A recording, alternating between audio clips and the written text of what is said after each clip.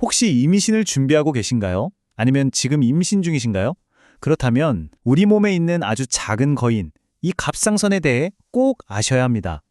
오늘 이 시간에는 임신 기간 동안 엄마와 아기 모두에게 갑상선이 정말 얼마나 중요한 역할을 하는지 핵심만 쏙쏙 알려드릴게요. 자, 그럼 바로 시작해 볼까요? 아니, 도대체 이 작은 갑상선이 건강한 임신이랑 무슨 상관이 있다는 걸까요? 자, 첫 번째 이야기, 임신 중 갑상선의 과부하. 임신이 딱 시작되잖아요. 그러면 갑상선은 말 그대로 비상근무 체제, 완전 고속 모드로 돌입하게 됩니다. 어떻게 그렇게 되는지 한번 보죠. 갑상선, 이게 뭐냐면요. 우리 몸의 신진대사를 총괄하는 발전소 같은 곳이에요. 심장 박동부터 에너지 사용까지 모든 걸 조절하거든요.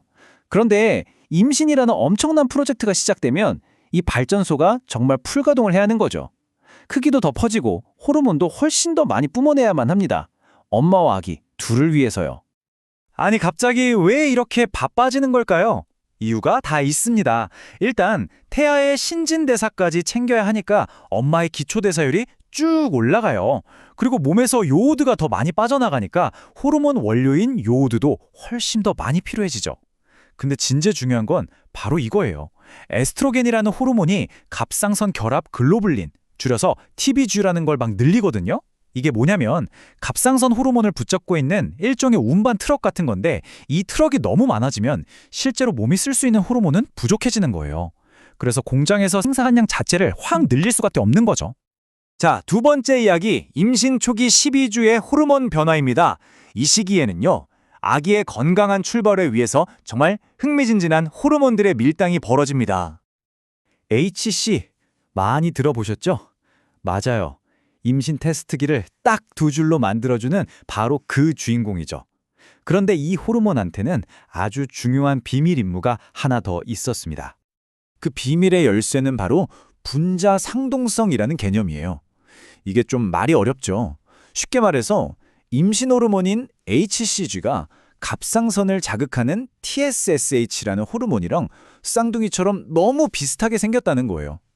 그래서 원래는 다른 문을 여는 열쇠인데 갑상선이라는 문까지 열어버리는 만능 열쇠 같은 역할을 하는 거죠. 자, 이 그래프를 보시면 그 결과가 한눈에 들어옵니다. 보세요. 임신 10주쯤 HCG가 정점을 찍으니까 이게 갑상선을 어쩌나 세게 자극하는지 정작 뇌에서 보내는 갑상선 일해라 하는 신호인 TSH는 내가 일 안 해도 되겠네? 하면서 수치가 일시적으로 뚝 떨어지는 걸 볼 수 있죠. 이게 정말 중요한데요. 왜냐하면 아기가 자기 갑상선을 만들어서 스스로 호르몬을 만들기 전까지는요, 뇌 발달에 필요한 모든 갑상선 호르몬을 전적으로 엄마한테서 공급받아야 하거든요. 그러니까 엄마의 갑상선이 아기의 두뇌 발달을 책임지고 있는 거예요, 초기에는.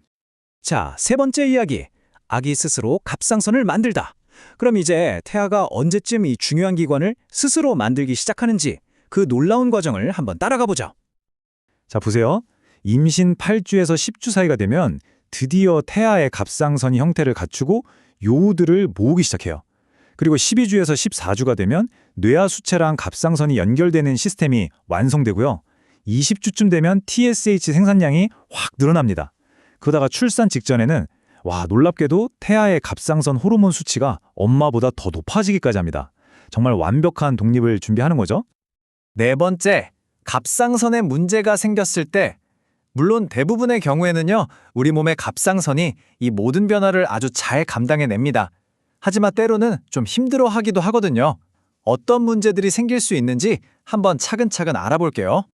문제는 크게 두 가지로 나눌 수 있어요. 하나는 갑상선이라는 엔진의 출력이 뚝 떨어지는 갑상선 기능 저하증, 임신으로 늘어난 요구량을 도저히 따라가지 못하는 상태죠. 반대로 엔진이 막 과열돼서 폭주하는 갑상선 기능 항진증이 있어요. 이건 보통 그레이브스병 같은 자가면역 질환이 원인인 경우가 많고요.